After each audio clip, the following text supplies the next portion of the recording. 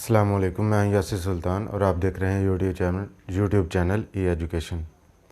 आज के वीडियो में हम बात करने वाले हैं प्रेपोजिशंस के ऊपर, जिसके अंदर प्रेपोजिशन ऑफ डायरेक्शन के ऊपर हम बात करेंगे कि किसी चीज़ की तरफ हम इशारा करते हैं या किसी का किसी की तरफ जाना, किसी एक चीज़ को दूसरी चीज़ से हम रिलेट करते हैं, किसी नाउन को प्रोनाउन से रिलेट करते हैं, तो उसके लिए हम कुछ प्रेपोजिशंस को इस्तेमाल करते हैं।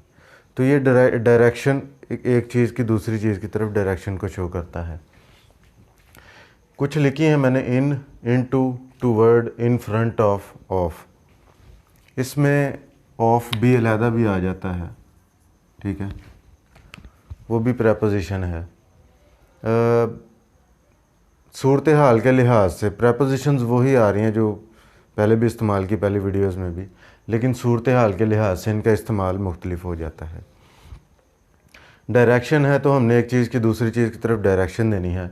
जैसे कि मिसाल के तौर पे इन है, तो इन किसी साकिन चीज़ के लिए आता है। वो कोई भी हो सकती है, चेयर हो सकती है, कोई घर हो सकता है, पार्क हो सकता है, गार्डन। तो कोई भी चीज़ जो साकिन है, हम किसी का उसकी तरफ जो रिलेट करेंगे उसको, वो इन का इस्तेमाल करेंगे। मिसाल के तौर पे इन के लिए मैं लिखता हूँ एक मिसाल कि इन को हम कैसे किसी साकिन चीज़ से रिलेट कर सकते हैं।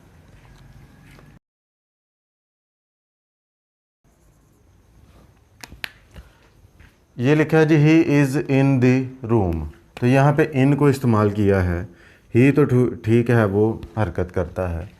तो बताया मैंने कि किसी का किसी चीज़ से ताल्लुक़ ज़ाहिर करना, उसको उसकी तरफ डायरेक्शन दे देना। तो रूम जो है वो साकिन है। इसी तरह मैं कह दूं कि ही इज़ इन दी पार्क। जब मैंने उसे देखा कि तो वो पार्क में था, तो मैंने इन इस्तेमाल कर दिया, ठीक है। तो क्योंकि वो भी एक साकिन है, तो साकिन के लिए क्या आएगा? रूम। चेयर के लिए आएगा इन आएगा। और इसी तरह कोई भी साकिन चीज़ आप बोल रहे हैं, आप गौर करें कि जो मैं लफ्ज़ इस्तेमाल कर रहा हूँ उसके अंदर हरकत पाई जाती है, नेचुरली हरकत। वैसे तो कोई भी उसे हरकत दे सकता है, नेचुरली क्या उसके अंदर हरकत पाई जाती है। अगर नहीं पाई जाती तो इन का इस्तेमाल करेंगे डायरेक्शन के अंदर। इन टू बाद में आ जाता है। इन टू किसके लिए आएगा? ये हरकत करती हुई चीज़ों के लिए आएगा, ठीक है, ऐसी चीज़ों के लिए जिनके अंदर हरकत पाई जाती हो।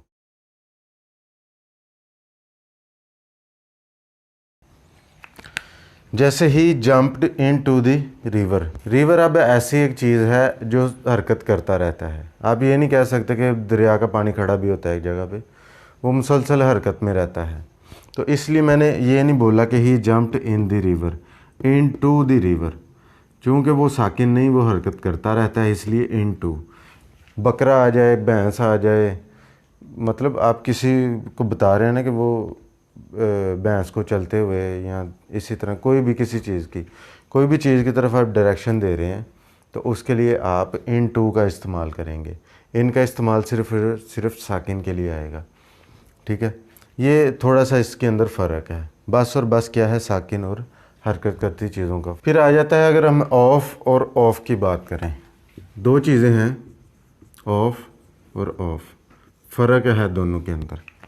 अब फ़र्क किस तरह का ज़ाहिर करना है हमने, ये आते हैं मलकियत के लिए।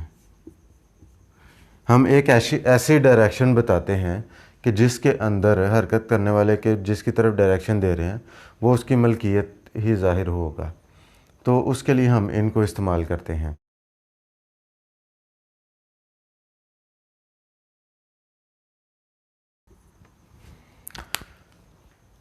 तो I killed the cat of my relatives. अब इसके अंदर क्या है कि ऑफ आ गया है। I killed the cat of my relative. अब कैट क्या है? कैट के लिए बेसिकली तो हमने कैट के लिए इस्तेमाल किया हुआ है ना, तो कैट अब क्या है? रिश्तेदार जो है उसकी मलकियत है। तो ऑफ उस वक़्त हम इस्तेमाल करेंगे कि जब हम किसी चीज़ की डायरेक्शन को मलकियत के तौर पर ज़ाहिर करेंगे। आई किल्ड दी, अब मेरा जो एक्शन है वो एक डायरेक्शन के तौर पे जा रहा है। हम किसको कत्ल किया? कैट को। अब वो किसकी थी? कि रिश्तेदार की थी। तो वो मलकियत में आ गई, तो ऑफ। लेकिन ये वाला ऑफ किस लिए इस्तेमाल आएगा? ठीक है, ये ऑफ तो ठीक है, हाँ इसका इस्तेमाल का हमें पता चल गया। ये किस लिए आएगा? ये भी मलकियत के लिए आएगा, लेकिन किस वक़्त आएगा? तो इसका भी मैं एक लिख देता हूँ मिसाल आपको, ताकि आपको फ़र्क दोनों के अंदर नज़र आ जाए कि वो कब मलकियत के लिए ज़ाहिर करना है और इसको कब मलकियत के लिए हमने लिखना है।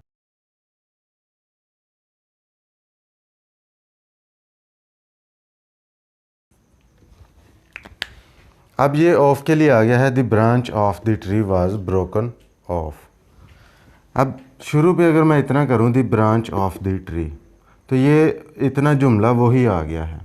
ठीक है, द ब्रांच, अब वो डायरेक्शन दे रहे हैं कि किसकी ब्रांच है, द ट्री। तो उसके साथ रिलेट करने के लिए अब मैं रिलेट कर रहा हूँ, तो ऑफ का इस्तेमाल आ गया मलकियत के अंदर। इस ऑफ का इस्तेमाल क्यों आया? Was broken of.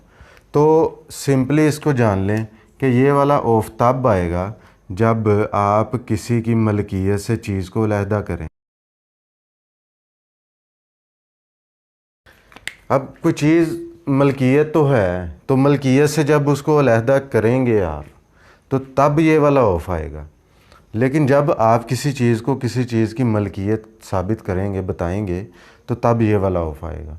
तो ये सिंपल सा इसके अंदर छोटा सा फ़र्क है, अलहदा करने के लिए डबल एफ़ वाला और किसी को उसकी मलकियत बताने के लिए सिंगल एफ़ वाला। ठीक है जी, तो इतना सा ये फ़र्क था, बाकी के ऊपर भी हम बात करते हैं।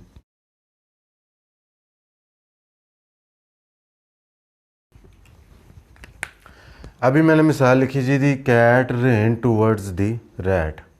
अब टूवर्ड्स किस लिए आ गया? अब ऐसे भी लिख सकते थे, the cat ran to the rat, ठीक है, या रेन बाय दी रैट।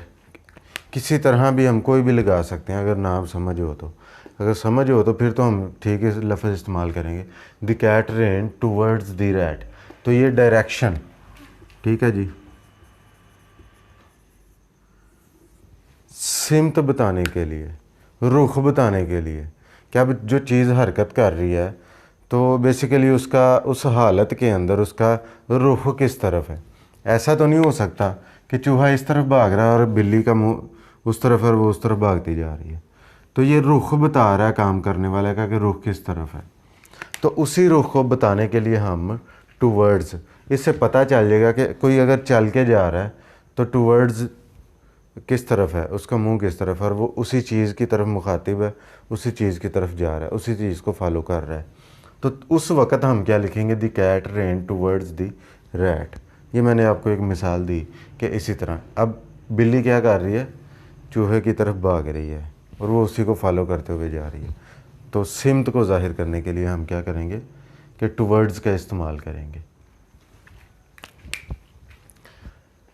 अभी मैंने एक मिसाल लिखी है आपके लिए, इसके अंदर मैं आपको दो चीज़ें समझाना चाह रहा हूँ कि उनका फ़र्क क्या है, इनको कब लिखना है। ही वाज, वैसे तो काफ़ी आ जाती हैं डायरेक्शन के अंदर जो है प्रेपोजिशंस, तो कुछ मेन हैं जिनके बारे में फ़र्क बता रहा हूँ, तकरीबन यही होंगी। ही was killed by the Rober with A Hatcher. इसके अंदर मैंने दो प्रेपोजिशंस इस्तेमाल की हैं, विद और बाय। ठीक है, अब ये ही क्यों इस्तेमाल की, he was killed by the robber. By क्यों आता है, कब आता है? काम करने वाले के लिए।